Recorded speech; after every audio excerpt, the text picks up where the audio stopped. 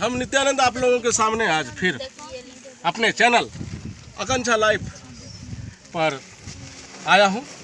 आप लोगों को बहुत ही बेहतरीन और बहुत ही अच्छे तरीके का सवाल प्रश्न जो कि अर्थमेटिक्स प्रोग्रेशन से हर साल पूछा जाता है, उनका स्तंभ लेके आया हूं। तो ये सवाल ये है कि पदों में से एनवा पद किस सूत्र से निकालते हैं। एक नंबरिया में आता है, वस्तुनिष्ठ प्रश्न में आता है, ऑब्जेक्टिव प्रश्नों में ये आता है। तो मैं आप लोगों को बता रहा हूँ, इसका आंसर होगा आपको एनवा पदों में। तो एन पद यानी पदों में से एनवा पद का अर्थार्थ होता है nth ऑफ टर्म tn से सूचित करते हैं या an से सूचित करते हैं। तो an थोड़ा सा अच्छा नहीं लगता, इसे दोनों से हम सूचित कर सकते हैं। tn अच्छा रहता है। tn से एनवा पद को tn से हम सूचित करते हैं। तो ये सूत्र फार्मूला जो होता है tn equal to a plus n-1 whole into d, इस तरह से पढ़ते हैं इसे। तो ये फार्मूला इस तरह से हो जाता है, tn अगर निकालना हो 10वां पद, 12वां पद, 25वां पद, 100वां पद, कोई भी पद जब निकालना होता है उनकी उस पदों की संख्या कितनी होगी, तो हम tn का यूज करते हैं, tn का फार्मूला यूज करते हैं। tn का फार्मूला होता है a plus n-1 into d। तो चलिए सवाल ये मेरा पहला है जो एग्जाम में आया करता है, AP अर्थमेटिक प्रोग्रेशन 2, 7, 12 ... का 10वां पद ज्ञात कीजिए। ये सवाल ऐसा आता है आप लोगों को 2 नंबर यानी कि 2 अंकों वाला ये प्रश्न है और ये आता है। तो सबसे पहले हम क्या करेंगे, ये 10वां पद को हम लिखेंगे कैसे। तो पद का इंग्लिश टर्म होता है और 10 का 10 होता है, 10वां का इंग्लिश 10th होता है। तो tn 10वां का tn को tn n के जगह 10 है, n के जगह 10 है, इसलिए आप लोग tn के जगह आप t10 लिख सकते हैं। तो यहाँ पर हम क्लियर किया है tn इक्वल टू 10वां पद, तो tn इक्वल टू व्हाट, अर्थात टर्म ये जो पद है 10वां पद का मान क्या होगा, उसकी संख्या क्या निकलेगी, यही हमको निकालना है। तो चलिए, तो tn तो n के जगह आपका 10 है, tn तो 10 है, तो n का वैल्यू आपको 10 रखना होगा, हमेशा याद रखिएगा। और इसके बाद हम चलते हैं, आप लोगों को पहला टर्म t1 या a से सूचित करते हैं। यहाँ पर a से ही सूचित करेंगे पहला पद को। तो आप देख लीजिए यहाँ AP में अर्थमेटिक प्रोग्रेशन में पहला पद जो है आपको 2 है, इसलिए a इसको कहिए या t1 कहिए। चलिए, अच्छी बात है, a का यानी पहला पद a इक्वल टू 2 हो गया। अब हमको d निकालना है, सार्व अंतर निकालना है। तो d इक्वल टू होता है दूसरा पद माइनस पहला पद, तो t2 माइनस t1 यानी सेकंड टर्म को सेकंड टर्म में से फर्स्ट टर्म को घटा देते हैं। इसी तरह से क्रम से मेरा चलता रहता है, मैंने पहले भी बताया है आप लोग ध्यान दीजिएगा। सार्वंतर अर्थात डी कॉमन डिफरेंस, सार्व अंतर का इंग्लिश होता है कॉमन डिफरेंस, कॉमन डिफरेंस। तो common difference t2 minus t1, तो आपको t2 आपका कितना है, या t1 t2 t3 ... t10। इस तरह से सवाल है, t10 का वैल्यू निकालना है कि कितना आता है। जैसे t3 का वैल्यू 10 है, यहाँ पर 12 है, तो उसी तरह से t10 का वैल्यू कितना होगा, यही निकालना है। बहुत बच्चे नहीं समझ पाते हैं इस सवाल को कि हमको आखिर कह रहा है क्या, 10वां पद t10 में से कौन t10 यहाँ t10 10वां पद जाते जाते कौन सी संख्या यहाँ पुट होगा, तो वो हमको निकालना है। तो पहला पद हम मान लिए हैं, माने नहीं है बल्कि दिया है AP में, ये हो गया 2, और आपका दूसरा पद 7 है, और तीसरा पद आपका देख रहे हैं, तीसरा टर्म आपका है t3 है, 12 है। तो चलते हैं हम लोग सार्वंतर में, t2 माइनस t1, तो 7 माइनस 2 हो गया 5 हो गया। ये तो सार्वंतर d इक्वल टू आपको 5 हो गया। तो बाय फार्मूला के द्वारा हम पुट कर रहे हैं tn का फार्मूला होता है a plus n-1 into d। तो टी एन 10वां पद हमको निकालना है, 12वां पद, 14वां पद, कोई भी निकालने कहेगा, जो निकालने कहेगा यहाँ पर लिख देंगे।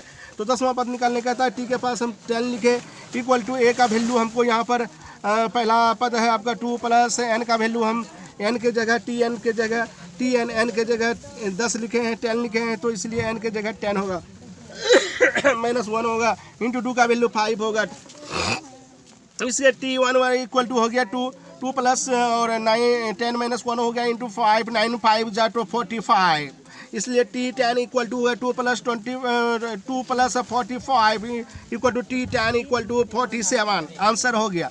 तो 10वां पद आपका क्या हो गया, आप लोग देख रहे हैं 47 हुआ, AP का 10वां पद 47, यहाँ पर हम लिख सकते हैं 10वां पद आपका 47। चलिए दूसरा सवाल, ये एग्जाम में बहुत बार आता है और आया है, आप लोग देख सकते हैं, कहीं भी देख सकते हैं, क्वेश्चन बैंक में देख सकते हैं, या तो अगले प्रीवियस जो एग्ज़ाम हुई है उस क्वेश्चन में देख सकते हैं कि ये सवाल है या नहीं।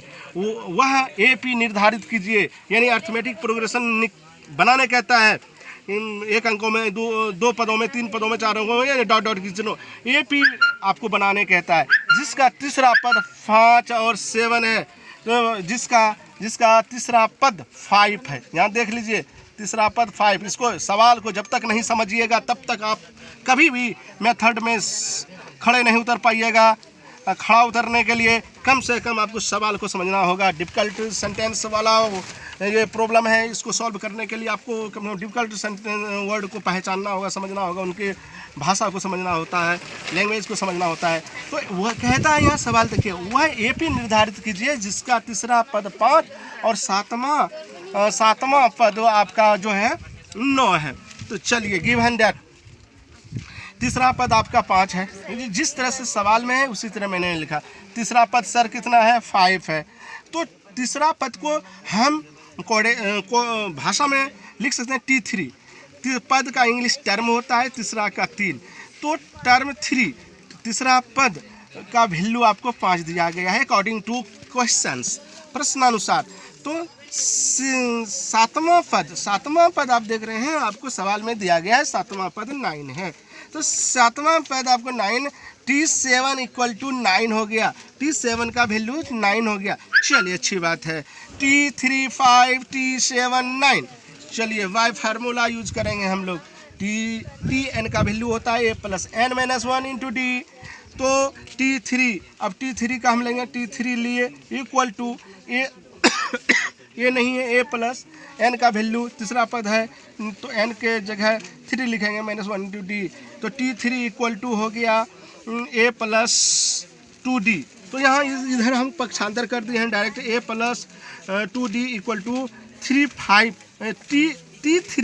T3 का वैल्यू यहाँ पर हमको 5 है, T3 का वैल्यू हमको यहाँ 5 है, तो हम T3 इधर लिख दिए। तो इक्वेशन फर्स्ट बनाते हैं, a plus 2d equal to 5, equation first. Again अब T7 का लेंगे, T7 का सूत्र वही Tn के अनुसार होगा, Tan equal to a plus n minus 1 into d होता है।